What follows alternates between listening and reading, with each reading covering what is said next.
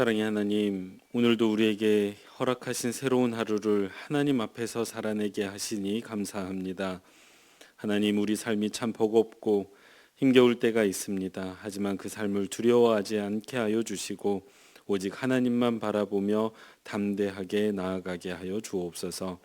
그래서 우리 삶을 통해 이른 비와 늦은 비를 때에 맞춰 내리시는 그 하나님의 은총과 사랑을 경험하게 하여 주옵소서. 그렇게 성도님들의 삶이 적과 꿀이 흐르는 하나님께서 약속하신 땅이 되기를 간절히 바라고 소원하오며 사랑 많으신 예수님의 이름으로 기도합니다. 아멘. 찬송가 545장 함께 찬양하시겠습니다.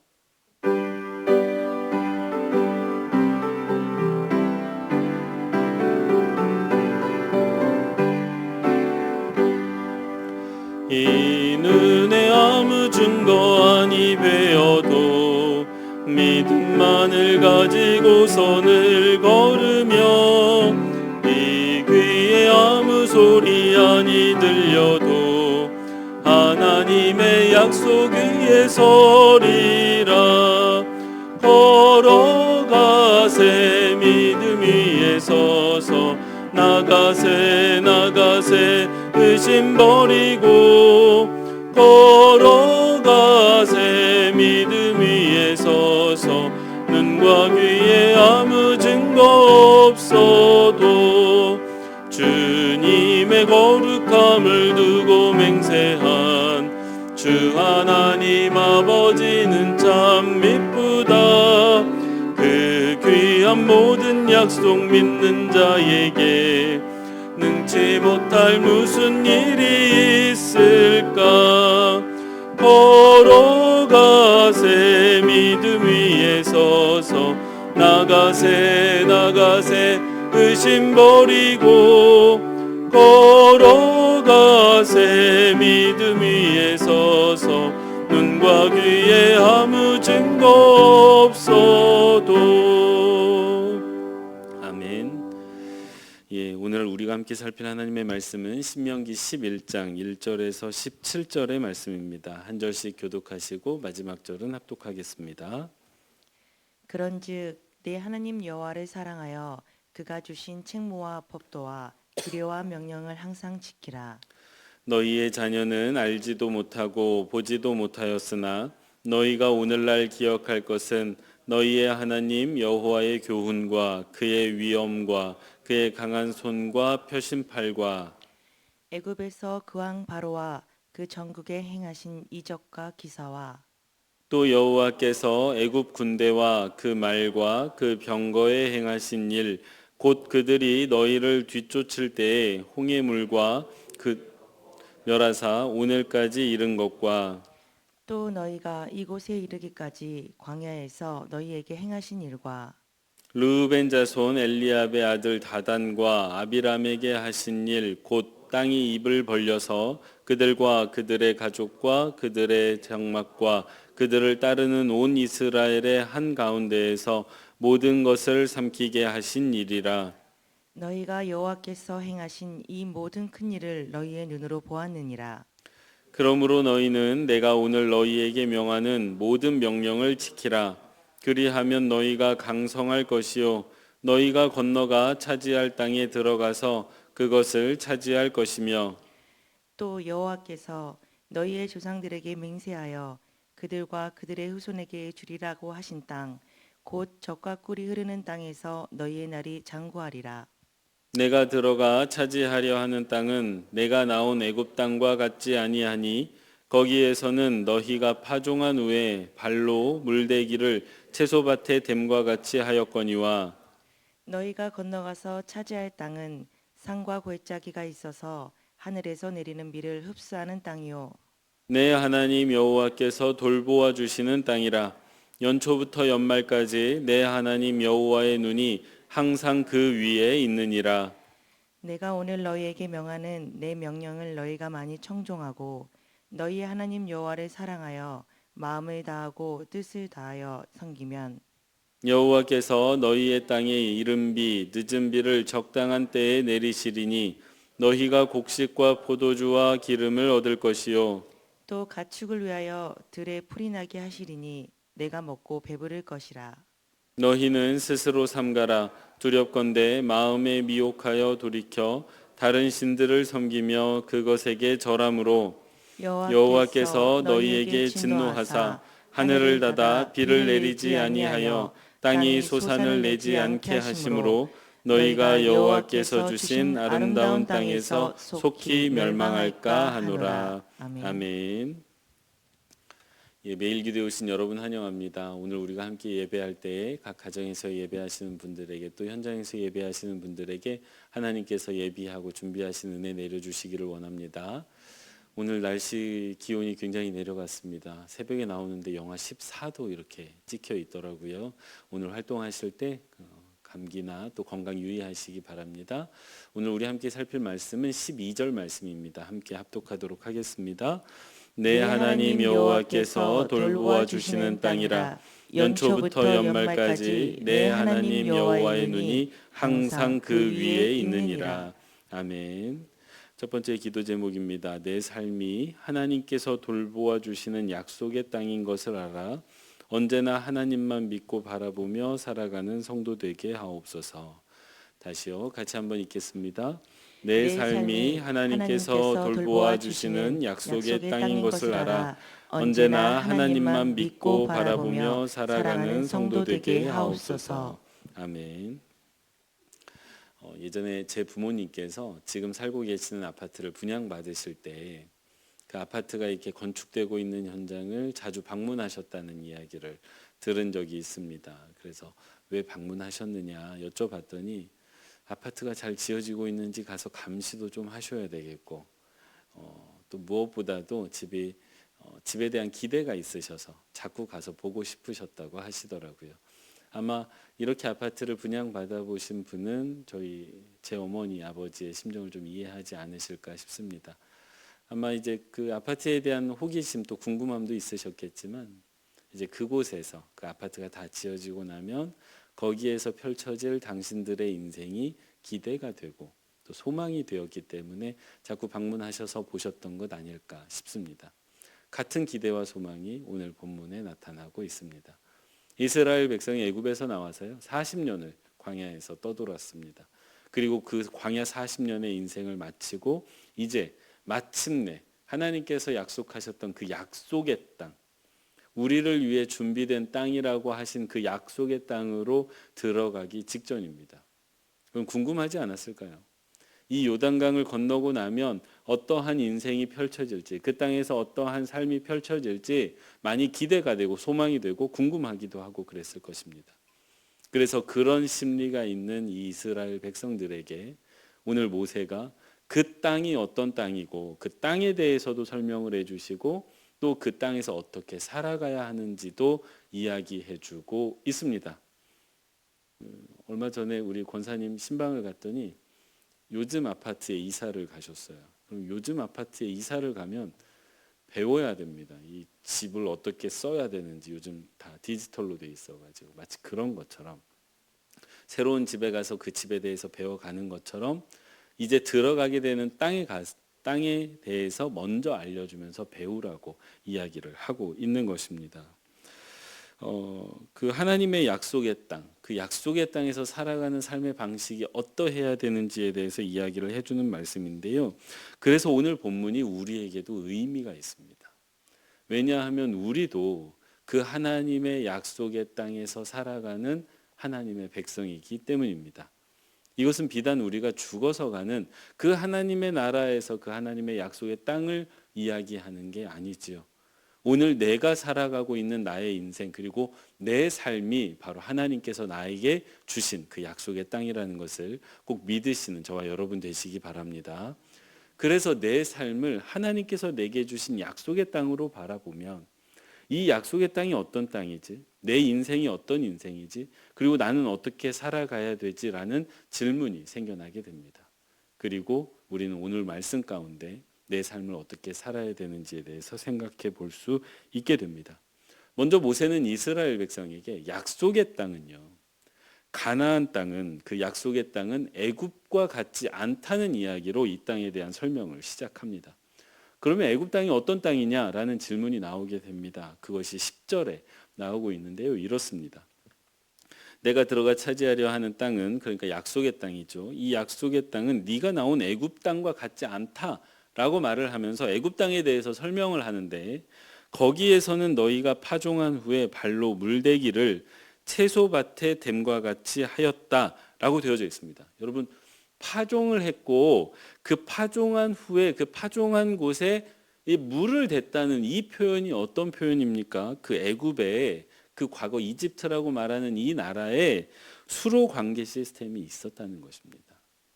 실제로 세계사를 배워보면 애굽이라는 나라, 그 이집트라고 불렸던 나라가 그 과거에 오늘날의 미국보다도 더 강성한 나라가 될 수 있었던 가장 중요한, 여러 가지 이유들 중에 가장 중요한 이유로 이 나일강을 통제하는 기술이 있었기 때문이라고 이야기를 합니다. 홍수를 막고 가뭄 때 그 나일강의 물을 끌어오는 이 수로 관계 시스템이 있었기 때문에 그들이 그렇게 강건한 나라가 될 수 있었다라고 설명을 합니다. 여러분, 이처럼 물을 다스릴 수 있게 되면요, 날씨의 영향을 덜 받게 됩니다. 홍수에도 영향을 덜 받게 되고 가뭄에도 영향을 덜 받게 되죠. 그렇게 되면 어떻게 됩니까? 식량을요, 안정적으로 생산할 수 있게 됩니다.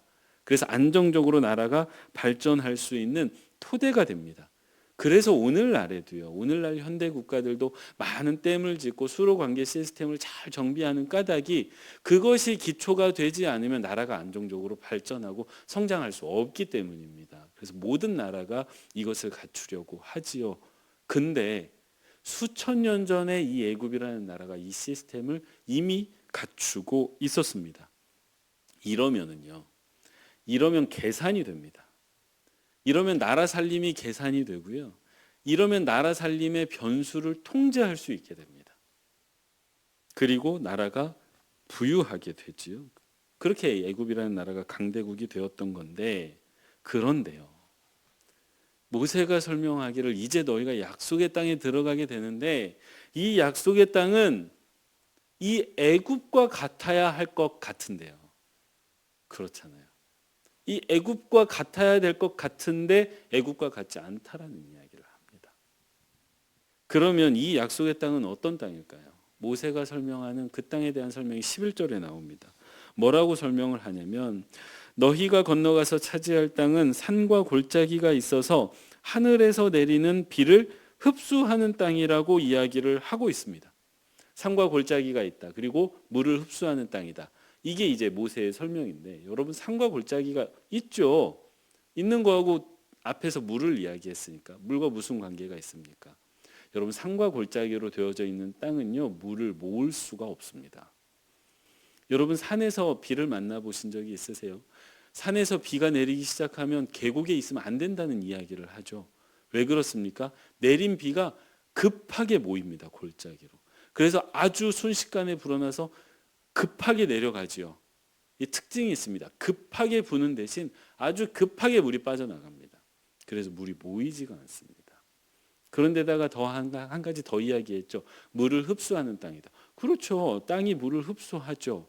근데 이게 참 사실적인 표현인데요.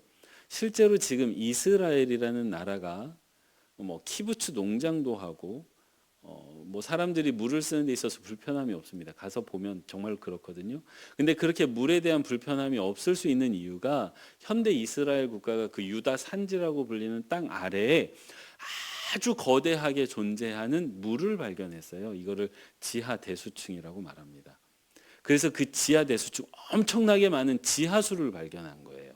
그래서 거기에서 물을 지금 한 6, 70년째 뽑아 썼던 거고, 이제 그게 고갈되고 있습니다.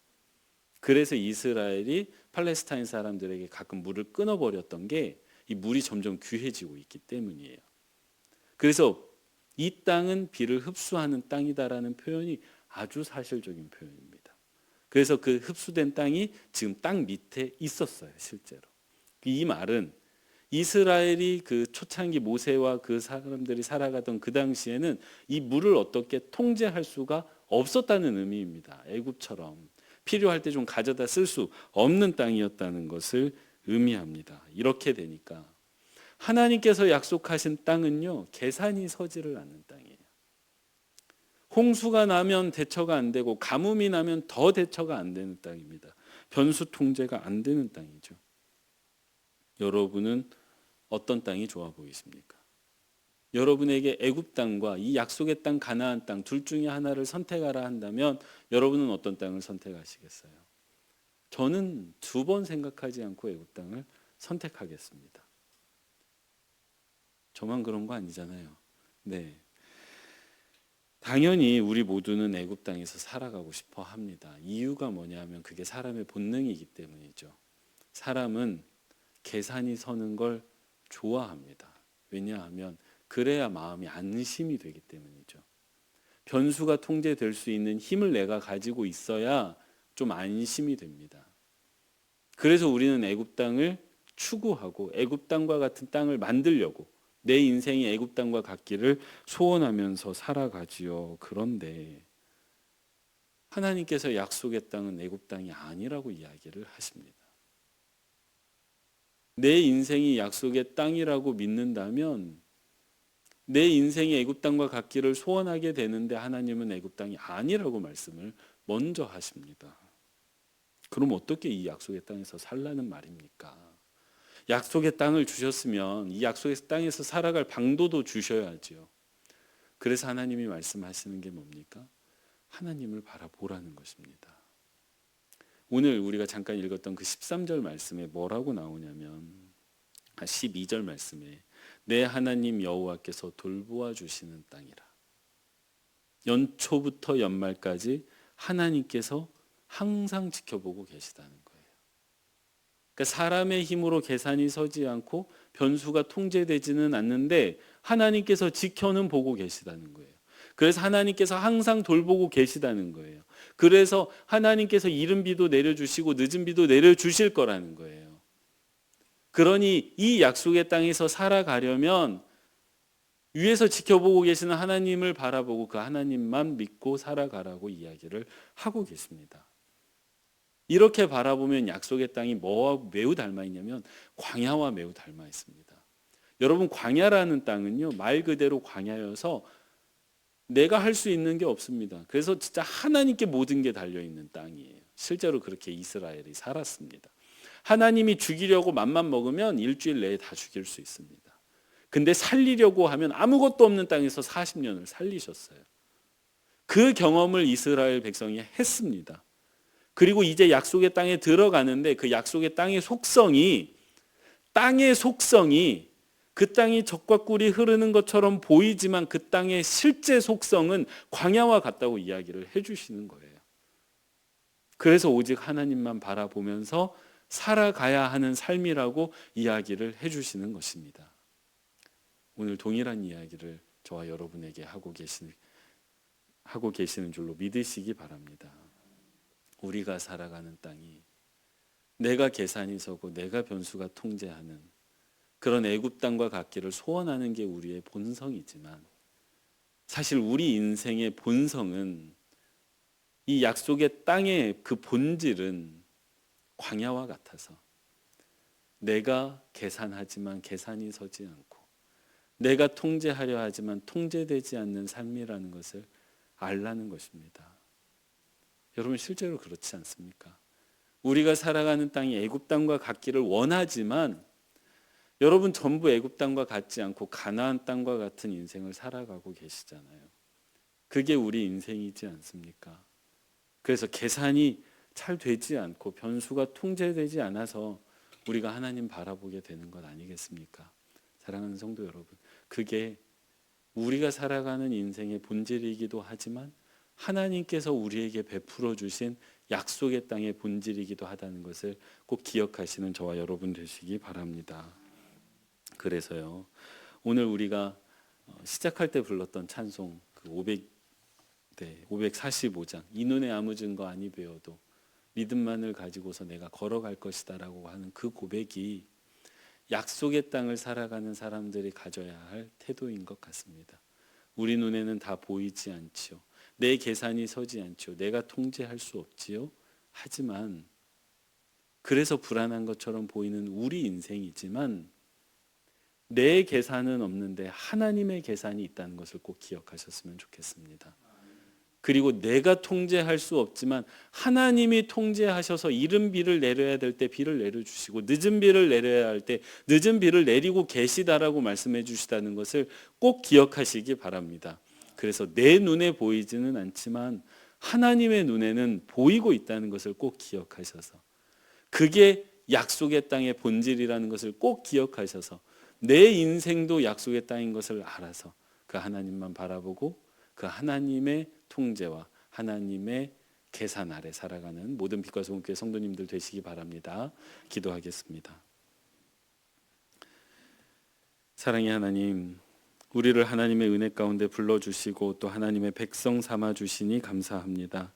그리고 그 하나님께서 약속하신 우리 인생 가운데 살아가게 하시니 감사합니다.